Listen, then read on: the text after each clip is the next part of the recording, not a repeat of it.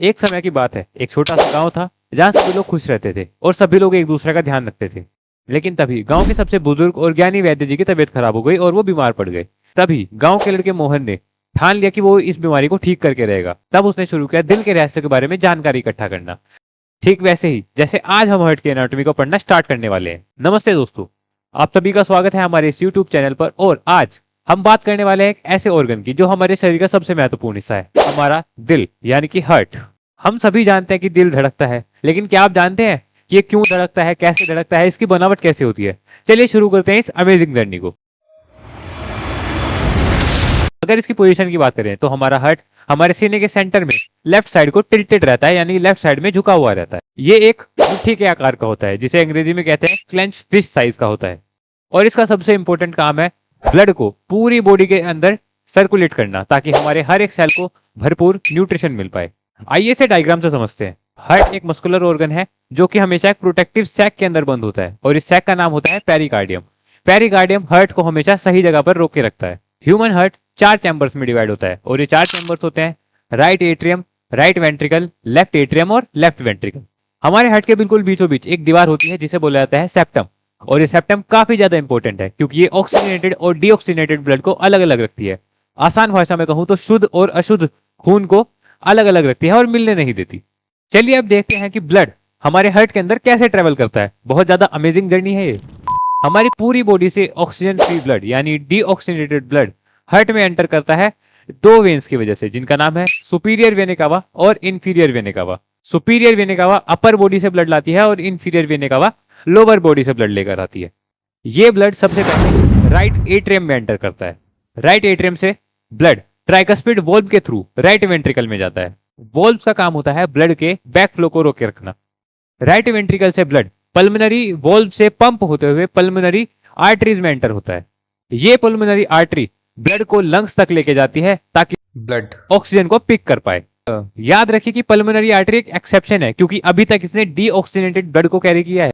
अब ये oxygenated blood lung से हार्ट में आता है थ्रू पल्मोनरी वेन्स, और यहाँ पल्मोनरी वेन्स भी एक एक्सेप्शन है क्योंकि इसने भी अभी तक ऑक्सीजनेटेड ब्लड को कैरी किया है। लेफ्ट एट्रियम से ब्लड मिट्रल वॉल्व, जिसे बाइकस्पिड वॉल्व भी बोलते हैं, वहां से लेफ्ट वेंट्रिकल्स में जाता है।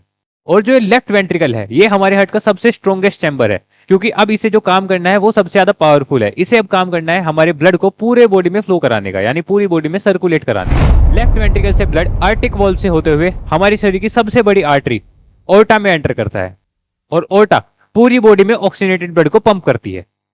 और ये कंप्लीट साइकिल हर एक हार्ट बीट के साथ चलती रहती है। अब हार्ट की एनाटॉमी में हम थोड़ा और डीप डाइव करते हैं। जैसे सबसे पहले हम बात करते हैं वॉल्व्स की। हमारे हार्ट में अलग अलग वॉल्व्स होती हैं। जैसे सबसे पहले होती है ट्राइकस्पिड वॉल्व, जो कि राइट एट्रियम और राइट वेंट्रिकल के बीच में होती है। दूसरी होती है मिट्रल या बाइकस्पिड वॉल्व, जो कि लेफ्ट एट्रियम और लेफ्ट वेंट्रिकल के बीच में होती है। अब क्योंकि ये दोनों वॉल्व्स आर्टरीज और वेंट्रिकल्स के बीच में आ रही है, तो इन्हें दोनों को मिला के आर्टेरियो वेंट्रिकुलर वॉल्व्स भी बोलते हैं। इन दोनों के अलावा एक होती है पल्मोनरी वॉल्व, जो राइट वेंट्रिकल और आर्टरीज के बीच में होती है। और चौथी वॉल्व होती है आर्टिक वॉल्व, जो कि लेफ्ट वेंट्रिकल और ओर्टा के बीच में पाई जाती है। और इन दोनों वॉल्व्स को बोला जाता है सेमिलूनार वॉल्व्स। ये वॉल्व्स बहुत ही प्रिसाइज तरीके से खुलते और बंद होते रहते हैं। अगर इनमें कोई भी माल फंक्शनिंग आ जाए तो कुछ हार्ट डिजीज या हार्ट कंडीशन भी हो सकती हैं। जैसे कि अगर इन नैरोइंग हो जाए तो इसे हम बोलते हैं स्टेनोसिस, और अगर इनका फ्लो बैकवर्ड होने लगे तो इसे हम बोलते हैं रीगर्जिटेशन। अब अगर हार्ट की मसल्स की बात करें तो हार्ट की वॉल्व एक स्पेशल मसल से बनी होती है जिसका नाम होता है मायोकार्डियम। ये एक स्पेशल टाइप की इनवॉलेंट्री मसल है। इस मसल के अंदर मिलने वाले जो सेल्स हैं उन्हें बोला जाता है कार्डियोमायोसाइट्स। और जो हमारा हार्ट है उसमें लेफ्ट वेंट्रिकल का मायोकार्डियम कंपैरेटिवली ज्यादा थिक होता है राइट वेंट्रिकल के मायोकार्डियम से, क्योंकि लेफ्ट वेंट्रिकल को ज्यादा प्रेशर जनरेट करना होता है। अब जो हमारा हार्ट है इससे भी कुछ ना कुछ ब्लड सप्लाई की जरूरत होती है, जिसके लिए काम करती है कोरोनरी आर्टरीज, जो कोटा से निकलकर हार्ट के सरफेस पर जाल की तरह फैली रहती है। जब इन आर्टरीज में ब्लॉकेज हो जाता है तो इस वजह से मायोकार्डियल इंफेक्शन या हार्ट अटैक भी हो सकता है। हमारा हार्ट अपने इलेक्ट्रिक सिग्नल को खुद जनरेट करता है, जो उसकी रिदमिक पंपिंग को कंट्रोल करके रखते हैं। इस सिस्टम में कुछ की कंपोनेंट है, जैसे कि सबसे पहले आता है साइनोएट्रियल नोड। साइनोएट्रियल नोड को ही pacemaker of the heart भी बोला जाता है, जो कि राइट एट्रियम में पाया जाता है, और इसका काम होता है इलेक्ट्रिक इंपल्स को जनरेट करना। इसके बाद होता है आर्टेरियो वेंट्रिकुलर नोड, या जिसे एवी नोड भी बोला जाता है। इसका काम होता है ऐसे नोड से इंपल्स को वेंट्रिकल्स तक पहुंचाना।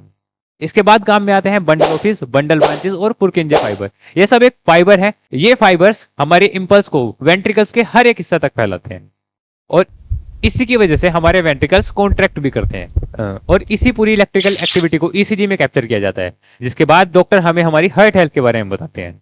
और अब लास्ट में आपके लिए एक बोनस फैक्ट, हमारा ह्यूमन हार्ट एक दिन में लगभग लगभग 1 लाख बार धड़कता है और पूरे दिन में लगभग लगभग 7,500 ब्लड को पंप करता है। अगर आपने भी आज हमारी वीडियो से कुछ नया सीखा तो चैनल को सब्सक्राइब करें और अपने दोस्तों के साथ इसे शेयर कीजिए। Thank you so much.